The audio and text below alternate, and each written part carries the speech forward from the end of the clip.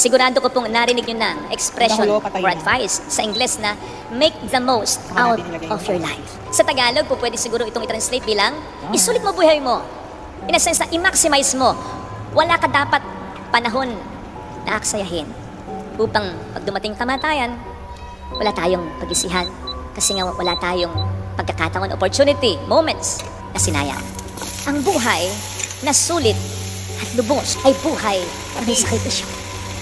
Sapagkat ang buhay na sulit at lubos ay parang buhay ng kandila na upang ma-achieve ang kanyang totoo at pinakasukdulang purpose ay kailangan maubos at maubos habang nagbibigay ng liwanag sa iba tulad ng buhay. Bigyan natin paminta. Kaya, maliwanag na hindi ito buhay na pasayahan.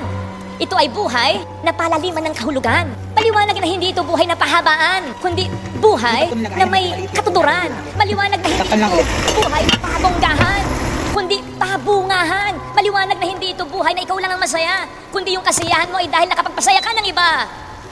Maliwanag na ito ay buhay na hindi lamang naabot mo ang iyong pangarap, kundi naabot ng iba at ng mas marami pang iba ang kanilang pangarap dahil sa'yo. Kahit sukdo lang hindi mo na-achieve ang pangarap mo. Yun! Ang buhay na sulit at lubos.